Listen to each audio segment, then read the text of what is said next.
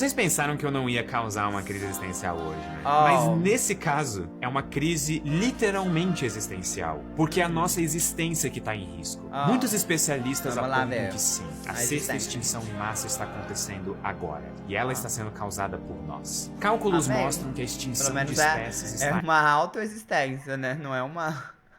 Não é alguém que tá sendo acabando com a em gente. 1000 vezes mais acelerada desde o surgimento do ser humano. Ou seja, uma única espécie está sendo capaz de dizimar várias outras espécies. Que delícia. A extinção, essa coisa que a natureza levou milhões de anos para fazer em outras ocasiões e precisou de terremotos, furacões, tsunamis, até um meteoro, a humanidade tá meio que conseguindo fazer sozinha. Uma salva de palmas para nós. E isso acontece de diversas maneiras. A exploração sem freio de recursos naturais, a derrubada de florestas, a poluição dos rios, a degradação dos solos, além da emissão sem precedentes de também não. toneladas de gás carbônico todos Pois os é. dias na atmosfera. Tudo isso vem contribuindo Pois é. para o risco real da sexta grande extinção. E lembra daquele efeito dominó que eu falei agora há pouco? O Sei. fim de uma espécie que leva ao fim de outra espécie, que leva ao Ah. fim de outra espécie. E é tolice do ser humano pensar que vai sair impune a toda essa destruição do Pois meio é, ambiente. né? A humanidade não existe à parte do ecossistema. A gente faz parte Já dele. viram aquele vídeo Por isso é do gelo da urgente agir Antártica pra mudar essa quebrando? realidade Aquilo enquanto lá ainda me assustou tem. de um jeito. Eu sinto Santo muitas vezes que Deus. um clima pessimista e bastante conformista está se instaurando Pois em é. alguns de nós. Algumas pessoas fazem comentários do tipo, nós não temos o que fazer, quando na verdade a história é outra. O nosso futuro não parece nada promissor se continuarmos como estamos agora, mas nós ainda temos chances de reescrever as próximas páginas do livro da história do nosso planeta se as nossas próximas ações forem tomadas com sabedoria. E mesmo que a gente um dia consiga, sei lá, migrar para outro planeta, como por exemplo terraformar Marte, é mais provável que a gente apenas exporte para lá a nossa força de destruição. Ainda mais porque se a própria Terra, com tantos recursos naturais, está sendo devastada dessa maneira implacável pelo ser humano, nós não temos por que acreditar que ambientes muito mais inóspitos possam ser a salvação de uma espécie capaz de provocar sozinha uma nova extinção em massa. E essa foi a nossa crise existencial de hoje. Então, agora sim, muito Tem um filme chamado Trem do Amanhã. Um filme não, uma série. É uma série que infelizmente foi cancelada, mas ela é muito boa. Essa série é muito boa. Ela fala sobre, tipo, o mundo, ele, ao invés de ter acontecido, tipo, o aquecimento do planeta e não ser mais habitável, ele congelou. O mundo inteiro congelou. Tava muito frio, ninguém conseguia coisar. Ninguém conseguia sobreviver. E aí, criaram um trem, assim, pra humanidade sobreviver dentro desse trem. Eu acho que no fim do mundo vai ser assim, sendo bem sincero. Só que a gente vai viver num foguete, por aí, em algum canto. Aí só vai sobreviver quem pagar. E quem entrar invadido, assim, invadiu o trem, né? Que foi o caso desse daí. Aí entrou alguns que não pagaram. E aí era dividido por classe. Aí tinha gente que, tipo, pagou mais caro. Eu acho que vai ser assim. Agora, se vai ser por agora, fica aí a questão. Mas eu acho que em algum momento vai acontecer. Você já parou pra pensar por que a chuva não te mata? Ou pelo menos por que ela não te fura ou arranha? Ou se você tiver resposta pra essas perguntas, eu ainda insisto em Mas ué, gente, é algo.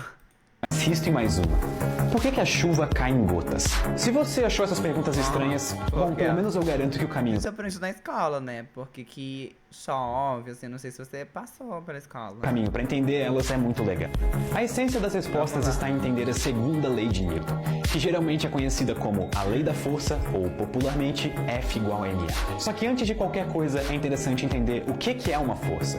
O que de fato nós queremos dizer quando falamos essa palavra. Uma força é uma grandeza física vetorial, o que significa que estamos falando de algo que possui um valor, uma direção de ação e um sentido muito bem definido. Como por exemplo, quando eu faço uma força empurrando uma porta na horizontal para a direita. Isso é uma maneira chique de falar que eu abri uma porta.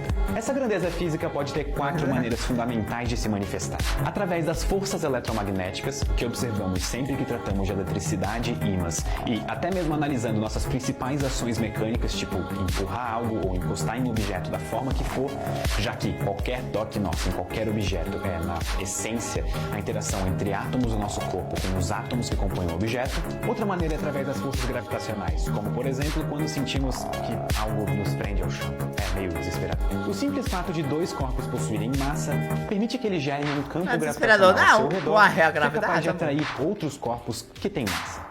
Como, por exemplo, o planeta Terra, que possui uma massa absurdamente maior do que a nossa, portanto nós sentimos o seu campo gravitacional com tanta intensidade que ficamos presos nele. Ou podemos olhar para a Lua que orbita a Terra por causa da atração gravitacional. E por fim, mas não menos importante, através da força forte e fraca. que são observadas nas interações mais elementais da matéria, relativas a átomos e as suas estruturas internas. Então, uma força é uma grandeza física vetorial com origem... Ele tá só dando uma explicação normal. Agora, se você colocar essa música que ele colocou aqui, vai parecer que você tivesse um super gênio. Ele só tá explicando como é que funciona a chuva. E é isso. Coisas que eu, como divulgadora científica, não queria ter que divulgar. Não existe dose segura de consumo de álcool. Zero. Nadinha. Inclusive aquele papo de que uma taça de vinho faz bem pro coração. É mentira. Todo bronzeado gera um dano irreversível ao DNA que aumenta muito a chance de desenvolver câncer de pele. Sim, até aquele com protetor solar. Nada previne ressaca. Vitamina C efervescente não previne gripe e resfriado.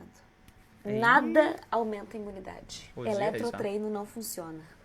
Velocidade de crescimento do cabelo e tamanho máximo são definidos geneticamente.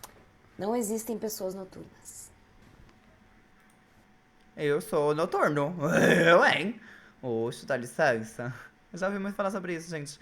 Só que assim, eu vou comentar exatamente sobre isso, porque assim, tem muita gente que quer se encaixar, né?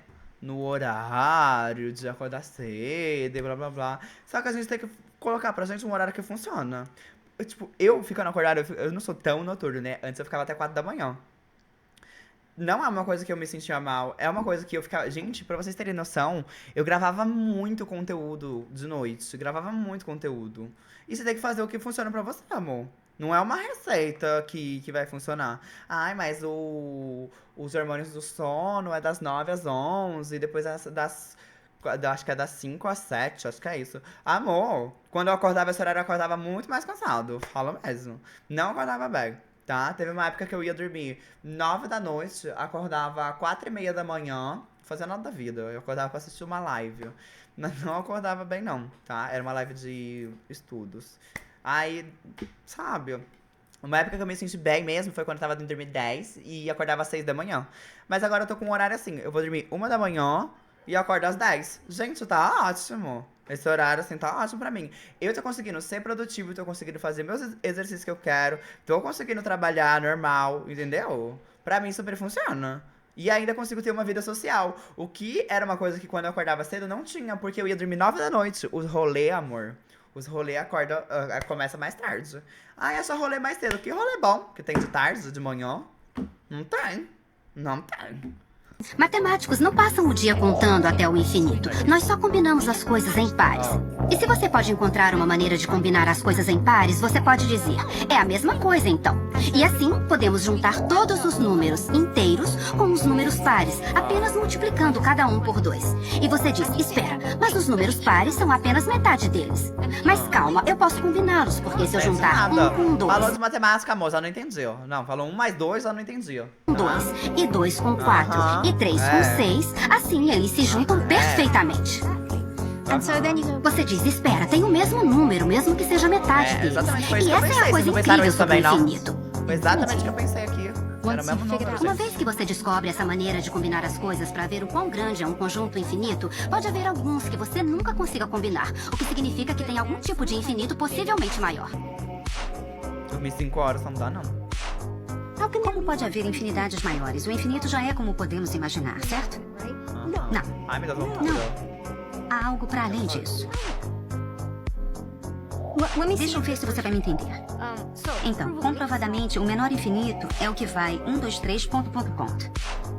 Se eu pegasse os números 0 e 1 e perguntasse quantos números há entre eles, você poderia continuar dividindo e não importa quantas vezes você divide, há sempre um número que você poderia adicionar outro 0 atrás do último.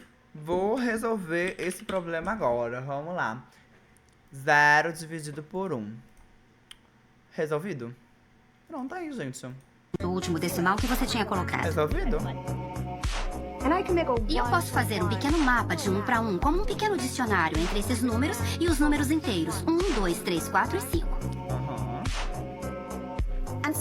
O que dizemos é que esses dois conjuntos infinitos são do mesmo tamanho. Tá.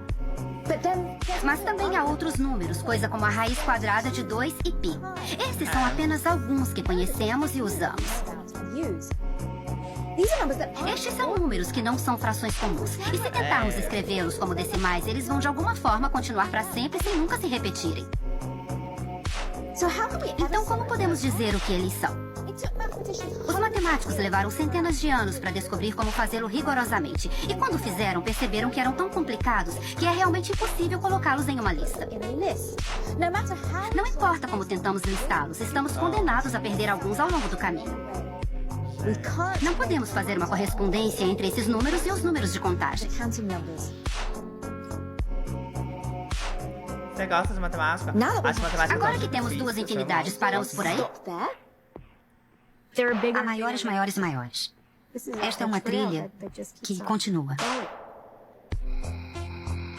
Infinito, né? Literalmente. Uma hierarquia infinita de infinidades.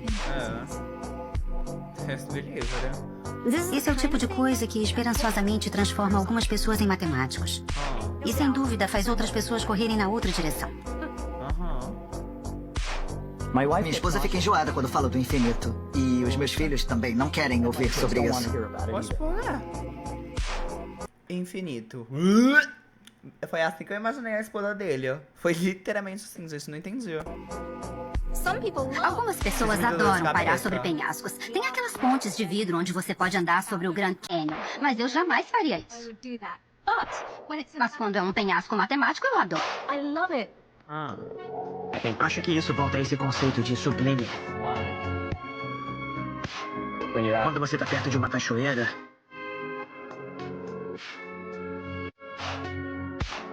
você tem essa sensação de coisas que são muito maiores do que você. Mas aí você sobe no pico da montanha e olha pro próximo vale. E vê outra cachoeira que ainda é maior, mas a distância parece pequena. Babado, gente. Eu não sou muito fã de matemática, então não entendi metade do que foi falado aqui, mas achei interessante. Legalzinho. I can't wait to try 'em.